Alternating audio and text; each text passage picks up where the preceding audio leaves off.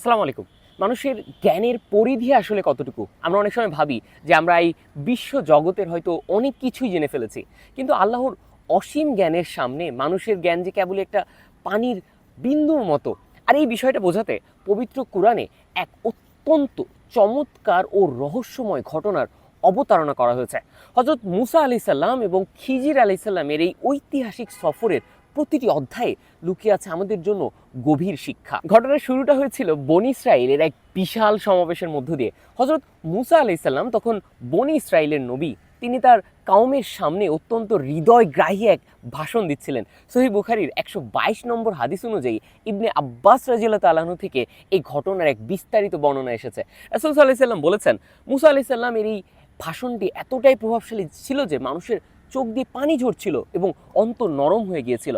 ঠিক সেই মুহূর্তে একজন মানুষ তাকে প্রশ্ন করে বসলো, হে আল্লাহর নবী, মানুষের মাঝে সবচেয়ে জ্ঞানী কে? মূসা আলাইহিস সালাম অত্যন্ত স্বাভাবিকভাবেই উত্তর দিলেন, আমি সবচেয়ে জ্ঞানী। যেহেতু তিনি সেই সময়ের নবী ছিলেন এবং তার কাছে আসমানের ওহী আসতো, তাই এই উত্তর দেওয়াটা মোটেও কিন্তু অহংকার থেকে ছিল না। কিন্তু যেহেতু তিনি জ্ঞানের সম্বন্ধ আল্লাহর দিকে করেননি, অর্থাৎ এ কথা বলেননি যে আল্লাহই সবচেয়ে ভালো জানেন, এরপর সহিহ বুখারীর সেই ১২২ নম্বর হাদিসের বর্ণনা অনুযায়ী মূসা আলাইহিস সালাম নিজেকে সবচেয়ে জ্ঞানী বলার কারণে আল্লাহ তাকে সতর্ক করলেন। এই হাদিসেই উল্লেখ আছে যে আল্লাহ ওহির মাধ্যমে তাকে জানালেন দুই সাগরের সঙ্গম স্থলে অর্থাৎ মাজমাউল বাহরাইনে তার এক বিশেষ বান্দা আছে যিনি মূসা আলাইহিস সালামের থেকেও বেশি জ্ঞানী। এই কথা শোনার পর মূসা আলাইহিস সালামের মনে বিন্দুমাত্র অহংকার বা আক্ষেপ কাজ করলো না, বরং নতুন জ্ঞান অর্জনের জন্য ব্যাকুল হয়ে উঠলেন তিনি। সহিহ বুখারীর ওই একই হাদিসের বর্ণনায় আরও এসেছে যে তিনি আল্লাহর কাছে জানতে চাইলেন কিভাবে সেই জ্ঞানীর দেখা পাওয়া যাবে। উত্তরে আল্লাহ তাকে নির্দেশ দিলেন একটি থলের ভেতর একটি মৃত বা ভাজা মাছ সাথে নিয়ে যেতে এবং বলে দিলেন যাত্রাপথে যেখানে গিয়ে মাছটি হারিয়ে যাবে সেখানেই সেই জ্ঞানীর দেখা মিলবে। শুরু হলো এক রোমাঞ্চকর সফর। মূসা আলাইহিস সালাম তার সঙ্গী ইউসা বিন নুনকে সাথে নিয়ে দীর্ঘ এক যাত্রায় বের হলেন। জ্ঞান অর্জনের জন্য তার যে প্রবল সংকল্প ছিল তা আল্লাহ পবিত্র কোরআনের সূরা আল কাহফের ৬০ নম্বর আয়াতে অত্যন্ত সুন্দরভাবে তুলে ধরেছেন। وَإِذْ قَالَ مُوسَى لِفَتَاهُ لَا أَبْرَحُ حَتَّى أَبْلُغَ مَجْمَعَ الْبَحْرَيْنِ أَوْ أَمْضِيَ حُقُبًا। চলতে চলতে এক সময় তারা একটি বড় পাথরের কাছে এসে পৌঁছালেন এবং ক্লান্ত হয়ে সেখানে বিশ্রাম নিতে গিয়ে ঘুমিয়ে পড়লেন। আর ঠিক তখনই ঘটল সেই অদ্ভুত নিদর্শন। তাদের থলেতে থাকা মৃত মাছটি জ্যান্ত হয়ে লাফ দিয়ে সাগরের পানিতে চলে গেল। সূরা আল কাহফের ৬১ নম্বর আয়াতে বলা হয়েছে, فَلَمَّا بَلَغَا مَجْمَعَ بَيْنِهِمَا نَسِيَا حُوتَهُمَا فَاتَّخَذَ سَبِيلَهُ فِي الْبَحْرِ سَرَبًا। সঙ্গী ইউসা বিন নুন এই আশ্চর্যজনক দৃশ্যটি দেখলেন ঠিকই, কিন্তু মূসা আলাইহিস সালামকে ঘুম থেকে ওঠার পর তিনি তাকে ঘটনাটি বলতে সম্পূর্ণ ভুলে গেলেন। ফলে তারা তাদের আসল গন্তব্য পেছনে ফেলে সামনের দিকে চলতে থাকলেন। দীর্ঘ পথ হাঁটার পর মূসা আলাইহিস সালাম প্রচণ্ড ক্লান্ত ও ক্ষুধার্ত হয়ে পড়লেন। এরপর সূরা আল কাহফের ৬২ নম্বর আয়াত অনুযায়ী, فَلَمَّا جَاوَزَا قَالَ لِفَتَاهُ آتِنَا غَدَاءَنَا لَقَدْ لَقِينَا مِنْ سَفَرِنَا هَذَا نَصَبًا। খাবারের কথা বলতে ইউসা বিন নুনের মনে পড়ে গেল সেই জাদুকরি মাছের কথা। তিনি অপরাধ বোধ নিয়ে বিস্তারিত খুলে বললেন। সূরা আল কাহফের ৬৩ নম্বর আয়াতে তার সেই উক্তিটি চমৎকারভাবে বর্ণিত হয়েছে। قَالَ أَرَأَيْتَ إِذْ أَوَيْنَا إِلَى الصَّخْرَةِ فَإِنِّي نَسِيتُ الْحُوتَ وَمَا أَنسَانِيهُ إِلَّا الشَّيْطَانُ أَنْ أَذْكُرَهُ وَاتَّخَذَ سَبِيلَهُ فِي الْبَحْرِ عَجَبًا। এই কথা শোনা মাত্রই মূসা আলাইহিস সালামের চোখ আনন্দে চকচক করে উঠল। তিনি বুঝতে পারলেন তারা তাদের কাঙ্ক্ষিত গন্তব্য পেরিয়ে অনেক দূর চলে এসেছেন। সূরা আল কাহফের ৬৪ নম্বর আয়াতে বলা হয়েছে, قَالَ ذَلِكَ مَا كُنَّا كنا نبغي فارتد على آثارهما قصصا এভাবেই একটি হারানো মাছের সূত্র ধরে মুসা আলাইহিস সালাম পৌঁছে গেলেন তার কাঙ্ক্ষিত গন্তব্যে। কিন্তু সেই পাথরের কাছে ফিরে যাওয়ার পর কার সাথে দেখা হলো তার? সেই রহস্যময় মানুষটি কে ছিলেন এবং জ্ঞান অর্জনের জন্য তিনি মুসা আলাইহিস সালামকে কি কঠিন শর্ত দিয়েছিলেন? চলুন আরো বিস্তারিত জানা যাক। এ পর্যায়ে পায়ের ছাপ ধরে পিছনের দিকে হাঁটতে হাঁটতে হযরত মুসা আলাইহিস সালাম এবং তার সঙ্গী ঠিক সেই বড় পাথরটির কাছে এসে পৌঁছালেন, যেখানে জাদুকরী মাছটি সাগরে হারিয়ে গিয়েছিল। আর সেখানে পৌঁছাতেই তাদের সেই দীর্ঘ প্রতীক্ষার অবসান হলো। তারা দেখতে পেলেন এক অদ্ভুত প্রশান্তিময় চেহারার মানুষকে। তিনি আর কেউ নন, তিনি আল্লাহর সেই বিশেষ বান্দা যাকে আমরা হযরত খিজির আলাইহিস সালাম হিসেবে জানি। তার পরিচয় এবং নামের রহস্য সম্পর্কে পবিত্র কোরআন ও হাদিসে চমৎকার বর্ণনা রয়েছে। পবিত্র কোরআনে সরাসরি তার নাম উল্লেখ না করে সূরা আল কাহফের ৬৫ নম্বর আয়াতে বলা হয়েছে, فوجدا عبدا من عبادنا آتيناه رحمة من عندنا وعلمناه من لدنا علما কোরআনে উল্লেখিত আল্লাহর এই বিশেষ জ্ঞানপ্রাপ্ত বান্দায় যে হযরত খিজির আলাইহিস সালাম, তা সহিহ বুখারীর ১২২ নম্বর হাদিসে রাসূল সাল্লাল্লাহু আলাইহি সাল্লাম স্পষ্ট করেছেন। খিজির বা খাদির নামের অর্থ হলো সবুজ বা শ্যামল। তার এই অদ্ভুত সুন্দর নামের পেছনের কারণটিও কিন্তু হাদিসে বর্ণিত হয়েছে। সহিহ বুখারীর ৩৪০২ নম্বর হাদিসে হযরত আবু হুরায়রা রাদিয়াল্লাহু তাআলা আনহু থেকে বর্ণিত, রাসূল সাল্লাল্লাহু আলাইহি সাল্লাম বলেছেন, তাকে খিজির নামকরণ করা হয়েছে কারণ তিনি যখন কোনো শুষ্ক বা ঘাসহীন সাদা জমিনের উপর বসতেন তখন তার চারপাশে কিন্তু সবুজ হয়ে লকলক করে উঠত। আর এখান থেকেই আমাদের শুরু হয় জ্ঞান অন্বেষণের আরেক নতুন অধ্যায়, যেখানে পরম ধৈর্যের এক কঠিন পরীক্ষার কিন্তু মুখোমুখি হতে হবে হযরত মুসা আলাইহিস সালামকে। হযরত মুসা আলাইহিস সালাম ছিলেন সে যুগের একজন শ্রেষ্ঠ নবী ও রাসূল। তার কাছে আসমানি কিতাব তাওরাত অবতীর্ণ হয়েছে। তিনি সরাসরি আল্লাহর সাথে কথা বলেছেন। কিন্তু এত বড় মর্যাদার অধিকারী হয়েও জ্ঞান অর্জনের জন্য তিনি খিজির আলাইহিস সালামের সামনে যে চরম বিনয় প্রকাশ করলেন, তা আমাদের জন্য এক অসাধারণ শিক্ষা। সূরা আল কাহফের ৬৬ নম্বর আয়াতে মুসা আলাইহিস সালামের সেই বিনীত অনুরোধের কথা অত্যন্ত সুন্দরভাবে তুলে ধরা হয়েছে। قال له موسى هل أتبعك على أن تعلمني مما علمت رشدا আর এই বিনীত প্রস্তাবের জবাবে খিজির আলাইহিস সালাম সাথে সাথে সম্মতি দিলেন না, বরং তিনি মুসা আলাইহিস সালামের একটি মানবিক সীমাবদ্ধতার কথা তুলে ধরলেন। খিজির আলাইহিস সালাম জানতেন যে তাকে দিয়ে আল্লাহ এমন কিছু কাজ করাবেন যা বাহ্যিকভাবে অত্যন্ত আপত্তিকর মনে হবে এবং তা দেখে একজন নবী হিসেবে মুসা আলাইহিস সালাম চুপ থাকতে পারবেন না। সূরা আল কাহফের ৬৭ ও ৬৮ নম্বর আয়াতে খিজির আলাইহিস সালামের এই সেই শঙ্কার কথা বর্ণনা করা হয়েছে। قال إنك لن تستطيع معي صبرا وكيف تصبر على ما لم تحط به خبرا খিজির আলাইহিস সালামের এই কথায় মুসা আলাইহিস সালাম পিছু হটলেন না। নতুন কিছু শেখার প্রবল আগ্রহ থেকে তিনি পরম ধৈর্যের প্রতিশ্রুতি দিলেন।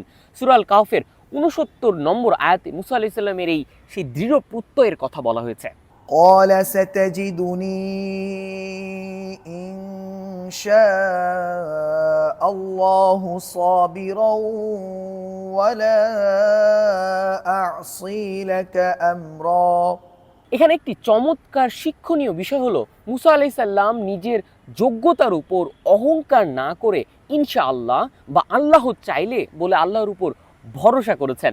মুসা আলাইহিস সালামের এই প্রতিশ্রুতির পর খিজির আলাইহিস সালাম তাকে নিজের সাথে নেওয়ার জন্য রাজি হলেন, তবে জুড়ে দিলেন একটি অত্যন্ত কঠিন শর্ত। সূরা আল কাহফের ৭০ নম্বর আয়াতে খিজির আলাইহিস সালামের সেই চূড়ান্ত শর্তের কথা উল্লেখ করা হয়েছে।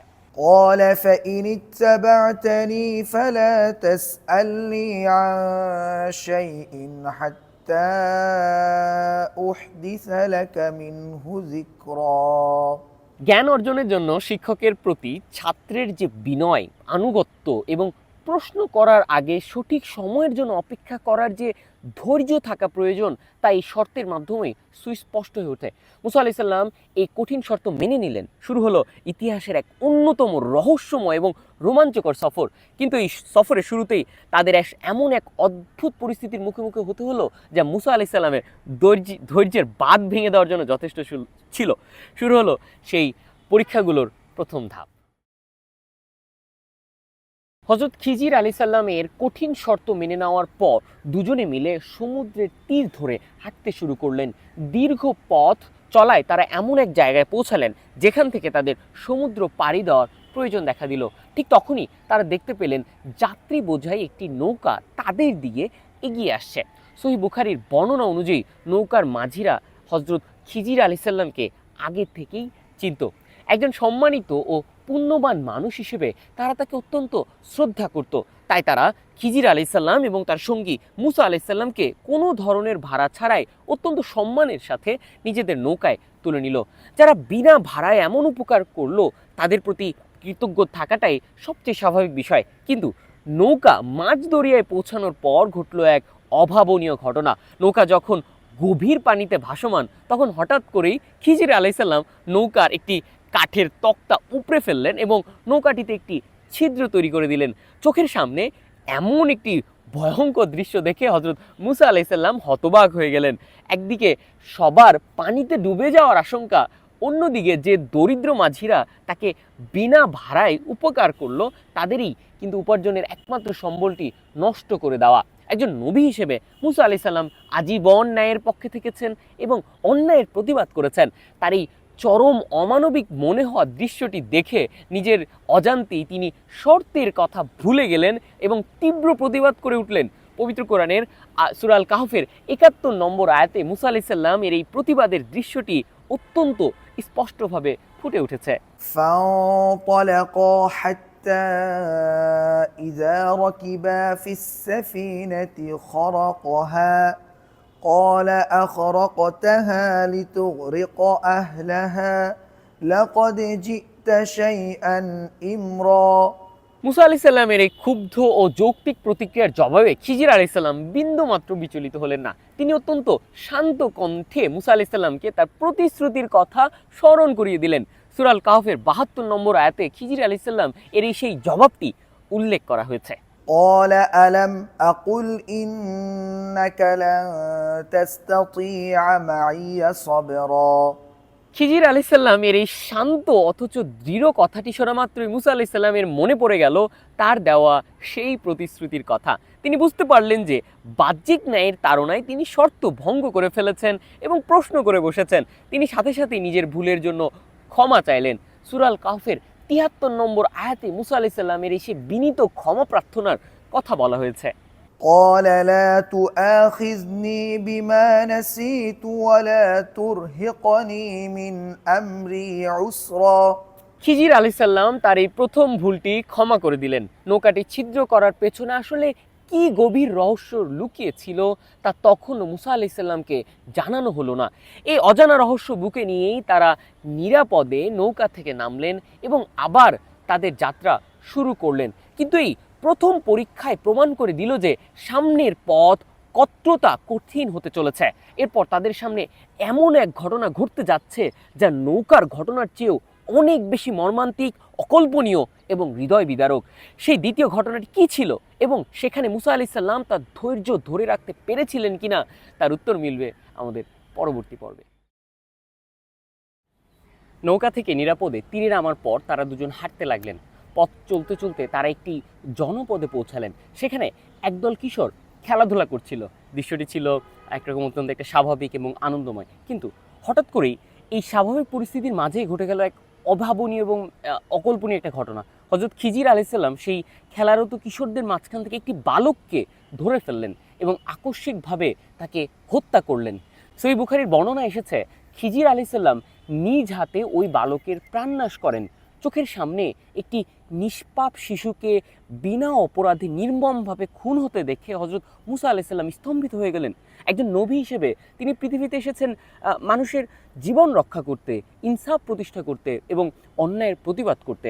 তাই এমন একটি ভয়াবহ খুনের দৃশ্য দেখে তার পক্ষে আর কিন্তু নীরব থাকা কোনোভাবেই সম্ভব ছিল না। পূর্বে প্রতিশ্রুতির কথা সম্পূর্ণ ভুলে গিয়ে তিনি এবার আগের চেয়েও তীব্র ভাষায় প্রতিবাদ করে উঠলেন। পবিত্র কোরআনের সূরা আল কাহফের ৭৪ নম্বর আয়াতে মুসা আলাইহিস সালামের এই সেই ক্ষুব্ধ ও যৌক্তিক প্রতিবাদের কথা বলা হয়েছে। فانطلقا حتى إذا لقيا غلاما فقتله قال أقتلت نفسا زكية بغير نفس لقد جئت شيئا نكرا। নৌকা ছিদ্র করার সময় মুসা আলাইহিস সালাম যে মাত্রার বিস্ময় প্রকাশ করেছিলেন, এবার কিন্তু তার চেয়ে অনেক বেশি তীব্রতা নিয়ে তিনি প্রতিবাদটা করলেন। কারণ স্বাভাবিকভাবেই একটি নৌকা ছিদ্র করার চেয়ে কিন্তু একটা নিষ্পাপ শিশুর জীবন কেড়ে নেওয়া অনেক বেশি ভয়ঙ্কর অপরাধ। মুসা আলাইহিস সালামের এই সেই তীব্র প্রতিবাদের পর খিজির আলাইহিস সালাম পুনরায় অত্যন্ত শান্ত কণ্ঠে তাকে শর্তের কথা মনে করিয়ে দিলেন। তবে এবার তার কথার মাঝে একটু বাড়তি সতর্কতা মিশেছিল। সূরা আল কাহফের ৭৫ নম্বর আয়াতে আল্লাহ তা তুলে ধরেছেন। قال ألم أقل لك إنك لن تستطيع معي صبرا। এখানে একটু খেয়াল করে দেখুন, আগেরবার খিজির আলাইহিস সালাম বলেছিলেন আমি কি বলিনি, কিন্তু এবার তিনি বললেন আমি কি আপনাকে বলিনি। অর্থাৎ এবার তিনি সরাসরি মুসা আলাইহিস সালামকে উদ্দেশ্য করে কথাটির উপর বেশি জোর দিলেন। কারণ চুক্তি ভঙ্গের মাত্রাটি ছিল আগের চেয়ে অনেক প্রবল। খিজির আলাইহিস সালামের এই কথার পর মুসা আলাইহিস সালাম আবারও নিজের ভুল বুঝতে পারলেন। তিনি উপলব্ধি করলেন যে নবী সুলভ ন্যায়ের তাড়নায় তিনি বারবার ওয়াদা ভঙ্গ করে ফেলছেন এবং খিজির আলাইহিস সালামের কাজে হস্তক্ষেপ করছেন। তাই এবার তিনি নিজেই নিজের জন্য একটা চূড়ান্ত শর্ত বা যেটাকে আমরা বলতে পারি আলটিমেটাম দিয়ে দিলেন। তিনি বুঝতে পারছিলেন যে এমন সব অকল্পনীয় ঘটনার সামনে তিনি হয়তো আর নিজেকে ধরে রাখতে পারবেন না। সূরা আল কাহফের ৭৬ নম্বর আয়াতে মুসা আলাইহিস সালামের সেই চূড়ান্ত প্রতিশ্রুতির কথা অত্যন্ত স্পষ্টভাবে বর্ণিত হয়েছে। তিনি বিনীতভাবে বললেন, قال إن سألتك عن شيء بعدها فلا تصاحبني قد بلغت من لدني عذرا। আর এই চূড়ান্ত শর্তের মধ্য দিয়ে দ্বিতীয় পরীক্ষার সমাপ্তি ঘটল। মুসা আলাইহিস সালাম তখনও জানতে পারলেন না কেন ওই নিষ্পাপ বালকটিকে হত্যা করা হলো। একটি খুনের মতো ভয়ঙ্কর ঘটনার রহস্য বুকে তারা সামনে আবারও কিন্তু পা বাড়ালেন। আর এই সফরের সমাপ্তি কি ঘনিয়ে আসছে, নাকি সামনে এমন আরও কোনো অদ্ভুত ঘটনা অপেক্ষা করছে যেখানে মুসা আলাইহিস সালামকে শেষবারের মতো পরীক্ষার সম্মুখীন হতে হবে? আর সেই তৃতীয় ঘটনাটি ঘটার পর তাদের সম্পর্কের পরিণতি বা কী হবে, সেই কৌতূহলোদ্দীপক ঘটনার বিবরণ আমরা জানব পরবর্তী পর্বে। দীর্ঘ পথ পাড়ি দেওয়ার ফলে হজরত মুসা আলাইহিস সালাম এবং হজরত খিজির আলাইহিস সালাম উভয়ে অত্যন্ত পরিশ্রান্ত ও ক্ষুধার্ত হয়ে পড়েছিলেন। চলতে চলতে তারা একটি জনপদে বা শহরে এসে পৌঁছালেন। নিয়ম অনুযায়ী কোনো মুসাফির বা পথিক এলে স্থানীয় অধিবাসীরা তাদের মেহমানদারি করবে। এটাই ছিল কিন্তু তৎকালীন আরবের এবং নবীগণের সুন্নাত। তাই তারা সেই শহরের মানুষের কাছে একটু খাবার ও আশ্রয় চাইলেন। কিন্তু অত্যন্ত আশ্চর্যের বিষয় হলো সেই শহরের মানুষেরা ছিল চরম কৃপণ এবং স্বার্থপর। তারা এই দুই সম্মানিত মুসাফিরকে সামান্য খাবার দিতে বা মেহমানদারি করতে সরাসরি অস্বীকার করলো। পবিত্র কোরআনের সূরা আল কাহফের ৭৭ নম্বর আয়াতের প্রথমাংশে এই অমানবিক আচরণের কথা সুস্পষ্টভাবে তুলে ধরা হয়েছে। فانطلقا حتى إذا أتيا أهل قرية استطعما أهلها فأبوا أن يضيفوهما। ক্ষুধার্ত ও ক্লান্ত শরীরে এমন রূঢ় আচরণের শিকার হওয়ার পর যে কোনো সাধারণ মানুষের পক্ষেই বিরক্ত হওয়াটা স্বাভাবিক। কিন্তু হজরত খিজির আলাইহিস সালাম এসবের কোনো তোয়াক্কাই করলেন না। তিনি ওই শহরের ভেতর দিয়ে হাঁটার সময় একটি পুরনো প্রাচীর বা দেয়াল দেখতে পেলেন যা যে কোনো মুহূর্তে ভেঙে পড়তে পারে। আশ্চর্যজনকভাবে খিজির আলাইহিস সালাম শহরের মানুষের সেই খারাপ আচরণের বদলা নেওয়ার বদলে কোনো প্রকার সরঞ্জাম বা পারিশ্রমিক ছাড়াই নিজ হাতে সেই ধসে পড়ার মতো অবস্থা হওয়া দেয়ালটি মেরামত করে একদম সোজা করে দিলেন। সূরা আল কাহফের ৭৭ নম্বর আয়াতের শেষাংশে এই দৃশ্যটি বর্ণিত হয়েছে। فوجدا فيها جدارا يريد أن ينقض فأقامه। হযরত মুসা আলাইহিস সালাম এই দৃশ্য দেখে আবারও অবাক হলেন। একদিকে তারা প্রচণ্ড ক্ষুধার্ত, অন্যদিকে এই শহরের মানুষ তাদের এক মুঠো খাবার দিয়েও সাহায্য করেনি। অথচ খিজির আলাইহিস সালাম তাদেরই একটি দেয়াল বিনা পারিশ্রমিকে কষ্ট করে মেরামত করে দিলেন। মুসা আলাইহিস সালামের মনে হলো এই দেয়াল মেরামতের বিনিময়ে যদি খিজির আলাইহিস সালাম কিছু মজুরিও নিতেন, তবে অন্তত সেই টাকা দিয়ে তারা কিছু খাবার কিনে নিজেদের ক্ষুধা নিবারণ করতে পারতেন। এবার আর কোনো খুনের বা কোনো নৌকা ছিদ্র করার মতো বড় কোনো অন্যায় ঘটেনি, বরং ঘটেছে বিনা স্বার্থে উপকার করার মতো ঘটনা। কিন্তু যৌক্তিক দিক থেকে মুসা আলাইহিস সালামের কাছে এটিও বোধগম্য ছিল না। তাই তিনি পূর্বের ওয়াদার কথা ভুলে গিয়ে অত্যন্ত আক্ষেপের সুরে বলে উঠলেন, قال لو شئت لاتخذت عليه أجرا। মুসা আলাইহিস সালামের এই কথাটি খুব সাধারণ একটি মন্তব্য মনে হলেও চুক্তির শর্ত অনুযায়ী এটি ছিল আরেকটি প্রশ্ন বা আপত্তি। আর পূর্ববর্তী পর্বেই মুসা আলাইহিস সালাম নিজে থেকে চূড়ান্ত আলটিমেটাম দিয়েছিলেন যে তিনি আর কোনো প্রশ্ন করলে খিজির আলাইহিস সালাম যেন তাকে ছেড়ে দেন। খিজির আলাইহিস সালাম এবার আর মুসা আলাইহিস সালামকে সতর্ক করলেন না। তিনি বুঝতে পারলেন যে একজন নবীর পক্ষে সাধারণ মানুষের দৃষ্টিভঙ্গি থেকে বেরিয়ে এসে এই ঐশী রহস্যগুলোর সামনে বারবার চুপ থাকা সম্ভব নয়। তাই অত্যন্ত প্রশান্ত চিত্তে তিনি জানিয়ে দিলেন যে তাদের এই দীর্ঘ ও ঘটনাবহুল সফরের এখানে সমাপ্তি। সূরা আল কাহফের ৭৮ নম্বর আয়াতে হযরত খিজির আলাইহিস সালামের এই চূড়ান্ত রহস্য উন্মোচনকারী ঘোষণার কথা বলা হয়েছে। قال هذا فراق بيني وبينك سأنبئك بتأويل ما لم تستطع عليه صبرا। আর এর মধ্য দিয়ে শেষ হলো হযরত মুসা আলাইহিস সালাম এবং খিজির আলাইহিস সালামের একত্রে পথ চলা। বিদায়বেলা এসে দাঁড়িয়েছে সময়, কিন্তু বিদায় নেওয়ার আগে খিজির আলাইহিস সালাম সেই কথাটি বললেন যার জন্য মুসা আলাইহিস সালাম এবং আমরা এতক্ষণ ধরে অপেক্ষা করছিলাম। এই তিনটি অদ্ভুত ও আপাত দৃষ্টিতে অন্যায় মনে হওয়া ঘটনার পেছনের আসল রহস্য কি? কেন মাঝিদের নৌকা ছিদ্র করা হলো? কেন একটি নিষ্পাপ বালককে হত্যা করা হলো? আর কেনই বা স্বার্থপর মানুষদের দেয়াল বিনা পয়সায় মেরামত করা হলো? এই সমস্ত প্রশ্নের উত্তর এবং আল্লাহর নিখুঁত পরিকল্পনার এক অসাধারণ চিত্র উন্মোচিত হবে আমাদের পরবর্তী পর্বে। হযরত খিজির আলাইহিস সালাম একে একে সেই তিনটি ঘটনার পেছনের ঐশী রহস্য উন্মোচন করতে শুরু করলেন।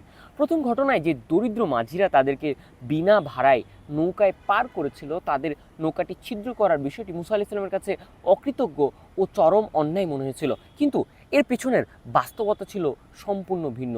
সূরা আল কাহফের ৭৯ নম্বর আয়াতে খিজির আলাইহিস সালাম এর ব্যাখ্যা দিয়ে বললেন, أما السفينة فكانت لمساكين يعملون في البحر فأردت أن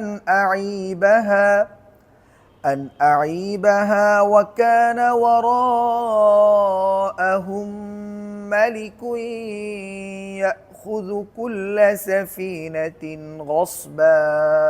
মাঝিরা জানতো না যে সামনে তাদের জন্য কি ভয়াবহ বিপদ অপেক্ষা করছে। জালিম রাজা তার বাহিনী নিয়ে নিখুঁত নৌকাগুলো দখল করছিল। খিজির আলাইহিস সালাম নৌকাটিতে সামান্য ছিদ্র করে একটি ছোট ক্ষতি করেছিলেন মাত্র। রাজকীয় বাহিনী যখন নৌকাটিতে ছিদ্র দেখবে তখন তারা এটিকে বাতিল মনে করে ছেড়ে দিবে। অর্থাৎ সাময়িক একটি ছোট ক্ষতির মাধ্যমে দরিদ্র মাঝিদের পুরো জীবিকা ও সবচেয়ে বড় সম্পত্তি রক্ষা পেয়ে গেল।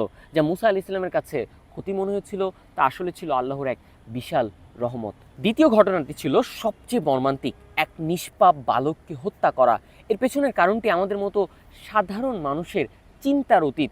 আল্লাহ ভবিষ্যৎ জানেন এবং তিনি জানেন ওই বালকটি বড় হয়ে কি হতো।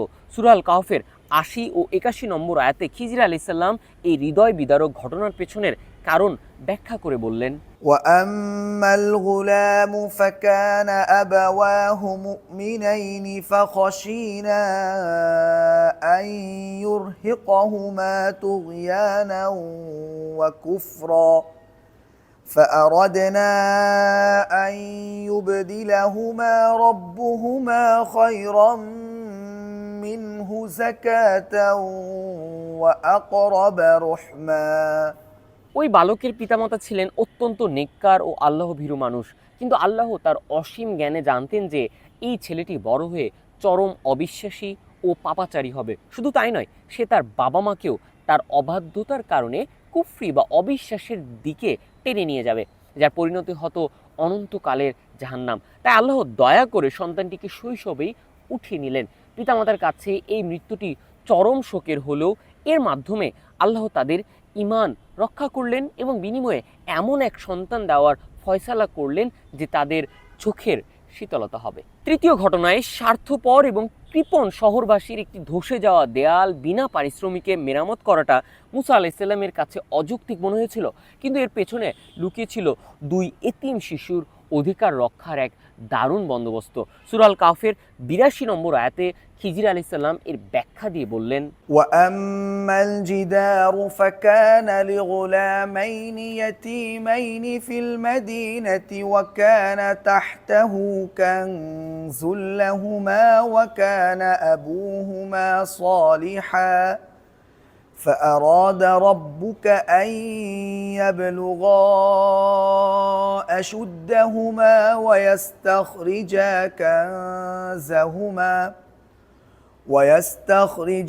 كنزهما رحمة من ربك। দেখেন, দেয়ালটি যদি মেরামত করা না হতো তবে তা ধসে পড়তো এবং নিচে থাকা গুপ্তধনগুলো বেরিয়ে পড়তো। শহরের মানুষেরা যেহেতু অত্যন্ত স্বার্থপর ও কৃপণ ছিল, তারা সহজেই ওই দুই এতিম শিশুর সম্পদ কিন্তু ছিনিয়ে নিত। শিশু দুটি ছোট থাকায় তাদের নিজেদের সম্পদ রক্ষা করার কোনো ক্ষমতা ছিল না। আল্লাহ চাইলেন দেয়ালটি দাঁড়িয়ে থাকুক, যাতে শিশু দুটি বড় হয়ে যাওয়ার পর নিজে সেগুলো উদ্ধার করবে। এখানে সবচেয়ে শিক্ষণীয় বিষয়টি হলো আল্লাহ এতিমদের সম্পদ রক্ষা করলেন কারণ তাদের পিতা ছিলেন একজন নেককার মানুষ। অর্থাৎ পিতামাতা যদি সৎ ও ধার্মিক হন তবে আল্লাহ নিজ দায়িত্ব নিয়ে তাদের সন্তানদের হেফাজত করেন। সবশেষে খিজির আলাইসাল্লাম অত্যন্ত স্পষ্ট ভাষায় জানিয়ে দিলেন যে এই ঘটনাগুলোর কোনোটি তিনি নিজের খেয়াল খুশি মতো করেননি। তার নিজের কোনো ক্ষমতা বা সিদ্ধান্ত এখানে ছিল না, সব কিছু হয়েছে আল্লাহর সরাসরি নির্দেশে। সূরা আল কাহফের ৮২ নম্বর আয়াতের শেষাংশে তিনি বলেন, وما فعلته عن أمري ذلك تأويل ما لم تسطع عليه صبرا। এই কথাগুলোর মাধ্যমে হযরত মুসা আলাইহিস সালাম বুঝতে পারলেন মানুষের চোখ কেবল বর্তমান বাহ্যিক আবরণটুকুই দেখতে পায়, কিন্তু পরম করুণাময় আল্লাহর দৃষ্টি ভবিষ্যৎ এবং প্রতিটি ঘটনার গভীরে প্রসারিত। জীবনে ঘটে যাওয়া আপাত দৃষ্টির দুর্ঘটনা বা না পাওয়াগুলোর পেছনেও হয়তো আল্লাহর এমন কোনো নিখুঁত কল্যাণ লুকিয়ে থাকে যা বোঝার ক্ষমতা সাধারণ মানুষের নেই। আর এভাবেই ইতিহাসের অন্যতম রহস্যময় এবং শিক্ষণীয় এই ঐশী সফরের সমাপ্তি ঘটল। দেখেন, মুসা আলাইসাল্লাম ও খিজির আলাইসাল্লামের এই সফর থেকে আমরা মূলত 4টি বড় শিক্ষা পাই যা আমাদের জীবনের প্রতিটি পদক্ষেপে আলোর দিশারি হতে পারে। প্রথমটা, মানুষের জ্ঞানের সীমাবদ্ধতা এবং বিনয়। ঘটনার শুরুতেই আমরা দেখেছি হযরত মুসা আলাইসাল্লাম যখন নিজেকে সবচেয়ে জ্ঞানী বলেছিলেন তখন আল্লাহ তাকে এই সফরের নির্দেশ দেন। এই পুরো ঘটনাটা আমাদের শেখায় যে মানুষ হিসেবে আমাদের জ্ঞান অত্যন্ত সসীম। আমরা শুধু বর্তমানের বাহ্যিক রূপ দেখতে পাই, ভবিষ্যতের কিছুই জানি না। পবিত্র কুরআনে আল্লাহ অত্যন্ত স্পষ্টভাবে আমাদের জ্ঞানের এই সীমাবদ্ধতার কথা বলেছেন। وما أوتيتم من العلم إلا قليلا। আমরা হয়তো অনেক ডিগ্রি অর্জন করতে পারি, অনেক প্রযুক্তি আবিষ্কার করতে পারি, কিন্তু আল্লাহর বিশাল পরিকল্পনার সামনে আমরা একেবারেই অসহায়। তাই মানুষের উচিত কখনোই নিজের জ্ঞান, বুদ্ধি বা সম্পদ নিয়ে অহংকার না করা এবং সব কিছুর জন্য আল্লাহর উপর ভরসা রাখা। আর 2, তাকদীরের উপর বিশ্বাস, অর্থাৎ বিপদের আড়ালে কল্যাণ। মাঝিদের নৌকা ছিদ্র করার ঘটনাটি একবার মনে করুন। আমাদের বাস্তব জীবনের সাথে কিন্তু সবচেয়ে বেশি মিলে যায় এই ঘটনাটা। অনেক সময় আমাদের জীবনে হঠাৎ করে বড় কোনো বিপদ আসে, হয়তো কাঙ্ক্ষিত চাকরিটা পাওয়া যায় না, ব্যবসায় বড় ক্ষতি হয়, বা কোনো প্রিয় বস্তু হারিয়ে যায়, বা কোনো দুর্ঘটনায় পড়তে হয়। আমরা তখন হতাশ হয়ে ভাবি, আমার সাথেই কেন এমন হলো? কিন্তু নৌকা ছিদ্র করার ঘটনাটা আমাদের শেখায় যে ছোট একটি ক্ষতির পেছনে হয়তো অনেক বড় কোনো বিপদ থেকে রক্ষার উপায় লুকিয়েছিল। আল্লাহ পবিত্র কোরআনে আমাদের এই বাস্তবতাটুকুই বুঝিয়েছেন। وعسى أن تكرهوا شيئا وهو خير لكم وعسى أن تحبوا شيئا وهو شر لكم والله يعلم وأنتم لا تعلمون। আর তাই মুমিন হিসেবে আমাদের কাজ হলো যে কোনো অপ্রত্যাশিত বিপদে ধৈর্য ধারণ করা এবং বিশ্বাস করা যে এর পেছনে নিশ্চয়ই আল্লাহর কল্যাণকর পরিকল্পনা রয়েছে। 3 নম্বর, ইমানের হেফাজতি সবচেয়ে বড় সফলতা। এক নিষ্পাপ বালককে হত্যার ঘটনাটি বাহ্যিকভাবে অত্যন্ত মর্মান্তিক হলেও এটি আমাদের শেখায় যে আল্লাহর কাছে মানুষের ইমান এবং পরকালের সফলতাই সবচেয়ে বেশি মূল্যবান। ওই বালক বড় হয়ে তার নেককার পিতামাতাকে কুফরি বা অবিশ্বাসের দিকে ঠেলে দিত, যা তাদের অনন্তকালের জন্য জাহান্নামী করে দিত। আল্লাহ সেই পিতামাতার ইমান রক্ষার জন্য সন্তানটিকে উঠিয়ে নেন। আমাদের জীবনেও অনেক সময় প্রিয়জন হারানোর মতো বড় শোক নেমে আসে। এই ঘটনাটা আমাদের সান্ত্বনা দেয় যে কখনো কখনো চরম কষ্টের আড়ালেও আল্লাহর এক অসীম দয়া লুকিয়ে থাকে। আল্লাহ হয়তো সাময়িক কিছু কেড়ে নেন যেন এর বিনিময়ে এর চেয়েও শ্রেষ্ঠ কিছু, যেমন ওই পিতামাতাকে পরবর্তীতে একটি নেককার সন্তান দেওয়া হয়েছিল, সেরকমই কিছু দান করতে পারেন। 4 নম্বর শিক্ষা, পিতামাতার নেক আমল সন্তানের জন্য রক্ষা কবচ। তৃতীয় ঘটনাটি একটু মনে করুন। খিজির আলাইহিস সালাম 2 এতিম বালকের ধসে যাওয়া দেয়ালটি মেরামত করে দিয়েছিলেন। এর পেছনের কারণ বলতে গিয়ে তিনি সূরা আল কাহফের 82 নম্বর আয়াতে উল্লেখ করেছিলেন, وكان أبوهما صالحا। আর এই ছোট একটি বাক্য আধুনিক যুগের বাবা মায়ের জন্য এক বিশাল বার্তা বহন করে। আমরা আমাদের সন্তানদের ভবিষ্যৎ সুরক্ষিত করার জন্য দিন রাত পরিশ্রম করে ব্যাংক ব্যালেন্স, ফ্ল্যাট, জায়গা জমি কত কিছু করছি, কিন্তু আল্লাহ আমাদের শেখাচ্ছেন এতিম অসহায় শিশুদের সম্পদ রক্ষা করার জন্য আল্লাহ নিজে ফয়সালা করেছেন শুধু একটি কারণে, তাদের বাবা ছিলেন একজন সৎ ও ধার্মিক মানুষ। অর্থাৎ বাবা মায়ের নেক আমল, সততা এবং তাকওয়াই হলো সন্তানদের ভবিষ্যৎ জীবনের সবচেয়ে বড় ঢাল। বাবা মা যদি আল্লাহর পথে থাকেন তবে আল্লাহ স্বয়ং তাদের সন্তানদের দুনিয়া ও আখিরাতের দায়িত্ব নিয়ে নেন। আমরা শেষ করব, তবে আরেকবার মনে করিয়ে দিতে চাই, হযরত খিজির আলাইহিস সালাম বলেছিলেন, وما فعلته عن أمري। এর মানে হলো এই মহাবিশ্বের প্রতিটি ঘটনা, প্রতিটি মুহূর্ত পরিচালিত হচ্ছে মহান আল্লাহর নিখুঁত নির্দেশনায়। আমাদের জীবনে যা কিছু ঘটছে তা বাহ্যিকভাবে হোক ভালো বা হোক খারাপ, সবই তার পরিকল্পনার অংশ। হযরত মুসা আলাইহিস সালাম এবং হযরত খিজির আলাইহিস সালামের এই জ্ঞান অন্বেষণের সফর আমাদের এই শিক্ষাই দেয় যে আমরা যেন জীবনের প্রতিটি অবস্থায় আল্লাহর ফয়সালার উপর সন্তুষ্ট থাকি, কারণ স্রষ্টার সমর্পণের মাঝেই লুকিয়ে আছে জীবনের প্রকৃত প্রশান্তি ও মুক্তি। ধন্যবাদ সকলকে।